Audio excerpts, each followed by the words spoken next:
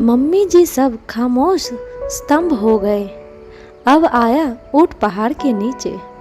जी आपने घर की अलमारी की चाबी इतनी जल्दी बहू को सौंप दी, ऐसी भी क्या जल्दी थी? आप यह सब कैसे भूल गई कि आपकी बहू स्वरा एक गरीब घर से आई हुई लड़की है और गरीब घर की लड़कियों को इतना सर पर चढ़ाना अच्छी बात नहीं हुई। हो सके तो अपने घर तिजोरी की चाबी अपने ही कमर में बांधो, वरना बहुएं कब सारी चीज़ों पर कब्जा कर लेगी, आपको पता भी नहीं चलेगा। कांता जी ने अपनी जेठानी कावेरी जी से कहा। कावेरी जी बोली, कांता, वह मेरी बहू है, कोई पराई नहीं। वह घर जितना मेरा है उतना उसका भी है। कभी कभी इन्हीं भेदभावों की वजह से हम अपने हाथों अपने ही बुढ़ापा खराब कर देते हैं। कांता, आखिर वही मेरे काम आएगी। जब मेरा सर दुखेगा तो वही दवाएगी। मुझे लगता है तुझे तेरी सोच बदलनी चाहिए। कांता, थोड़े दिनों में तेरे बेटे अतुल की भी शादी होगी। अगर तू बहू के साथ ऐसा व्यवहार करेगी तो तेरी बहू तुझे आगे चलकर पानी भी न पूछेगी। मेरी मान, अब भी वक्त है, सुधर जा। तू तो आजकल का ज़माना देख ही रही है, पहले जैसा वक्त नहीं है कि सांसें बैठकर हुक्म चलाती है और बहुएं बेचारी बनकर सब सुनती रहती है। आजकल तो बहुओं की सुनो तो वह हमारी सुनेगी। कांता बोली, जी आप बात को समझ नहीं रही हो। मैं कहना चाहती हूँ कि स्वरा बहू की शादी हुए अभी 3 महीने ही हुए हैं और वह छोटे घर की लड़कियाँ जिन्होंने अपने मायके में कुछ ज़्यादा देखा नहीं हुआ होता है, ससुराल में आकर इतना देखा पैसा देख लेती है तो सर पर चढ़ जाती है। आप देख नहीं रही क्या आजकल कैसे बहुएं थोड़े ही दिनों में ससुराल में रात जमा कर बैठ जाती है? जानती हैं ऐसा क्यों होता है? हमारी लापरवाही के कारण। हम ही तो पहले इनको अपना बेटा देते हैं, फिर घर, फिर अलमारी की चाबी, तिजोरी की चाबी, फिर थोड़ी बहुएं हमको पूछने वाली है। इनको जो चाहिए होता है वह सब हम उन्हें दे चुके होते हैं, फिर हम बुढ़ापों की कदर क्यों करेगी? यह आज की जवान बहुएं। जी आप भी अपने थाक जमा कर रखिए, वरना मेरे बुढ़ापे से पहले कहीं आपका बुढ़ापा खराब ना हो जाए। जी बुरा मत मानना, मगर रिश्ते हमेशा बराबरी वालों से मनाने चाहिए। मैं तो मेरे बेटे अतुल के लिए ऐसी गरीब परिवार की बहू लाऊंगी, अमीर परिवार की बहू लाऊंगी ही नहीं। मुझे ऐसी उसे अलमारी की चाबी देने से पहले सोचना पड़े। कावेरी जी के दिमाग में कांता की यह बात घर कर गई। कांता तो सब बोलकर चली गई, मगर कावेरी जी के कानों में कांता के एक एक शब्द गूंज रहे थे और उन्होंने दूसरे ही दिन किसी बहाने से स्वरा से अलमारी की चाबी ले ली और अपने पास रख ली। कहीं ना कहीं वे भी जानती थी कि स्वरा बहुत गरीब परिवार से है और कावेरी जी के घर में पैसों की बिल्कुल कमी नहीं थी। इकलौता बेटा था नरेश उनका। अगर कल के दिन स्वरा ने सब पर अपना हक जमा लिया तो कावेरी जी यह सब सोच कर बुरा हाल हो रहा था। कावेरी जी के पति आलोक जी को अपने बेटे नरेश के लिए स्वरा बहुत पसंद आ गई थी, इसलिए उन्होंने स्वरा के परिवार की गरीबी को अनदेखा कर अपने बेटे की शादी स्वरा से करवा दी। कावेरी जी भी इस शादी से बहुत खुश थी, लेकिन क्योंकि स्वरा दिखने में बहुत सुंदर और गुणवान लड़की थी जिसकी कामना कावेरी जी करती थी। मगर आज कांता की बातों से उनके दिमाग की बत्ती जल उठी थी और उन्होंने स्वरा को एक गरीब परिवार से आई हुई लड़की समझना शुरू कर दिया था। अब तक तो जो कावेरी जी अपने बहू को बेटा बेटा कहते नहीं थकती थी, अचानक ही स्वरा के प्रति उनकी सारी धारणाएं बदल गई। वो कहते हैं ना दोस्तों, एक बार शक का बीज बो दिया जाए तो उसका कोई इलाज नहीं हुआ। कुछ ऐसा ही हुआ था कावेरी जी के साथ। कांता तो कावेरी जी के मन में शक का बीज बोकर जा चुकी थी, जिसका पेड़ उगते समय नहीं लग रहा था।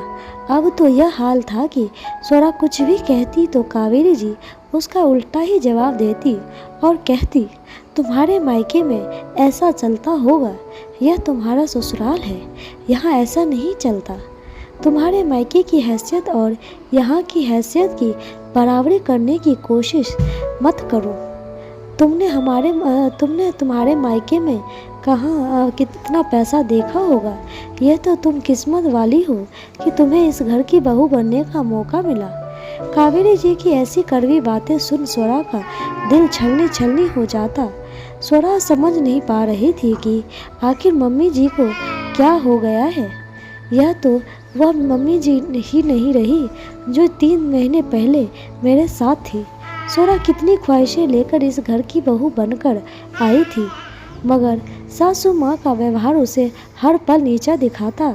उसे अपने मायके में ससुराल जितना पैसा तो नहीं देखा था, मगर पैसा देखकर उसने यहाँ शादी भी नहीं की थी। समाज में नरेश के पापा आलोक जी का बहुत व्यवहार था। हर कोई आलोक जी और कावेरी जी के व्यवहार के गुण गाता। इसीलिए स्वरा के माता पिता को इस घर में अपनी स्वरा को देना उचित लगा। दोनों ने सोचा हमारी लड़की को इस घर में वही प्यार और सम्मान मिलेगा जिसकी एक बहू को चाहत होती है। और स्वरा भी तो यही ख्वाहिश लेकर ससुराल आई थी कि उसे यहाँ बहुत प्यार मिलेगा।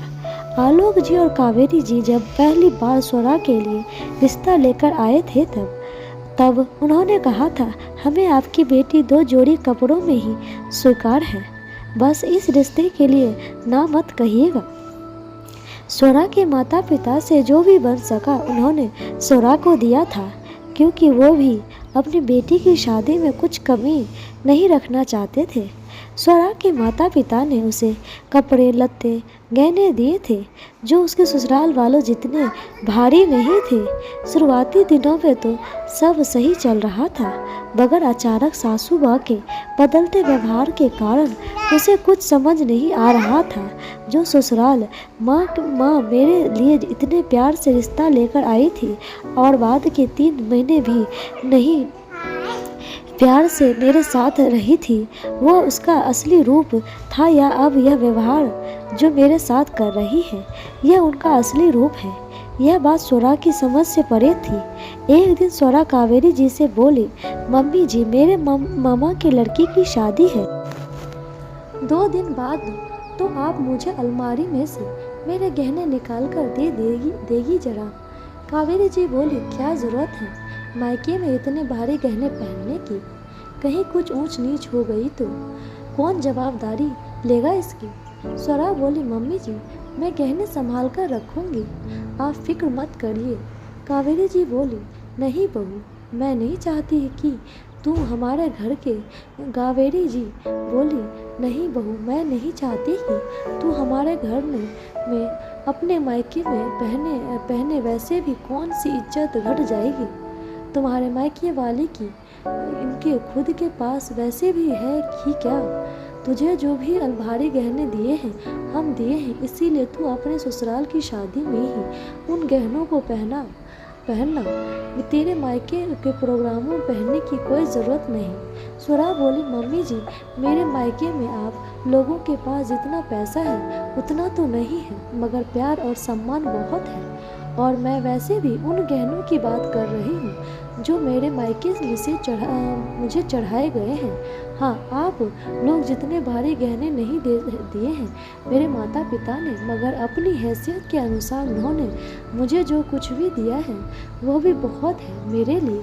कावेरी जी ने मुंह बिगाड़ते हुए स्वरा के मायके से आए हुए हल्के गहने उसे पकड़ा दिए। स्वरा वहीं गहने पहनकर अपने मामा के लड़की की शादी में पहुंची। स्वरा की मम्मी शीला जी बोली, बेटा तूने तेरे ससुराल से चढ़ाए गहनों में से एक आध गहना भी नहीं पहना, क्या बात है स्वरा। स्वरा बोली, मम्मी वह गहने बैंक की तिजोरी में पड़े थे, इसीलिए यही गहने पहनकर आ गई। स्वरा अपनी माँ को बताकर उन्हें चिंता में नहीं डालना चाहती थी। वह नहीं चाहती थी कि उसकी माँ को पता चले कि कैसे यह पैसे वाले लोग पहले तो बेटी ले जाते हैं और फिर उसकी और उसके मायके वालों को गरीब होने का ताना मारते हैं। अगर इतनी ही दिक्कत है गरीब परिवार की लड़कियां से तो क्यों रिश्ता जोड़ते हैं, क्यों अपने बेटे का रिश्ता लेकर आते हैं। गरीब परिवार में और अगर रिश्ता होने के बाद जिंदगी भर बहू और उसके मायके वालों पर गरीब का टैग लगा देते हो, ताकि वह एक स्वाभिमानी परिवार पल पल मरे। स्वरा की ख्वाहिश तो बस इतनी सी थी कि ससुराल में उसे खूब प्यार मिले, मगर वो भी पूरी ना हो पाई। हाँ, पति नरेश बहुत प्यार करते थे। ससुर जी भी बहू को बेटी ही समझते थे, मगर पूरे दिन रहना तो स्वरा को उसकी सास कावेरी जी के साथ ही था, और वही हर पल ताना मारे तो कहीं ना कहीं स्वरा का विश्वास भी डगमगा गया था। स्वरा यह सब सोच ही रही थी कि उसकी माँ की आवाज़ से उसकी तंद्रा टूटी। शादी का कार्यक्रम संपन्न होने के बाद वह वापस अपने ससुराल आ गई। थोड़े समय बाद कांता जी का वापस कावेरी जी के घर आना हुआ, और जब कांता जी ने देखा कि जेठानी जी ने घर की कमान अपने हाथ में ले रखी है तो उसे बहुत खुशी हुई।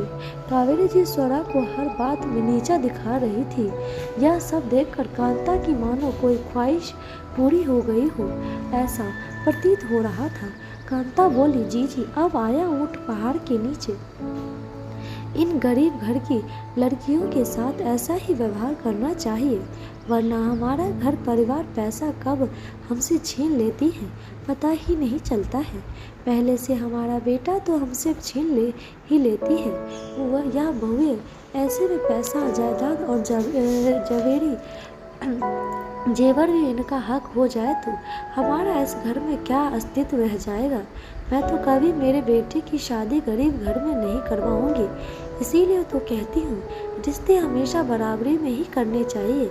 स्वरा चाय लेकर आ रही थी और उसने कांता जी की यह बातें सुन ली।